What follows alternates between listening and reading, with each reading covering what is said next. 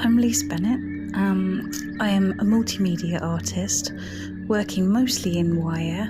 I'm inspired by place and also industry, the connection between industry and nature, how the landscape has drawn industry to it. So, what materials are available from it, and how that has developed communities. I work a lot in wire. I tend to use wire in a way, it's almost like a sketching, a drawing, so it's very loosely looped and then woven.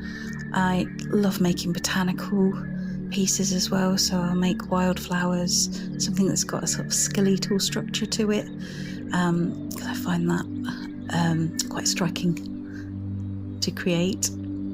I love nature very much. I'm very inspired by wild animals. I've made a lot of hares in my past. I also love the influence of the rivers, and the history that's built up around the rivers. So I did a residency at Ambergate Wire Works in 2022 and became very aware of how the water has affected what has grown around the rivers in terms of industry, and also looking at mills.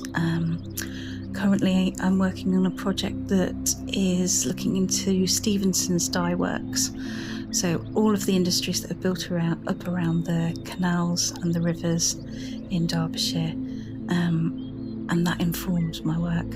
In Derbyshire I find there's a lot of industry. The Midlands is well known for that, but the fact that there's the birthplace of the Industrial Revolution, that the power of the river has shaped the way that the cities and the towns have grown around here.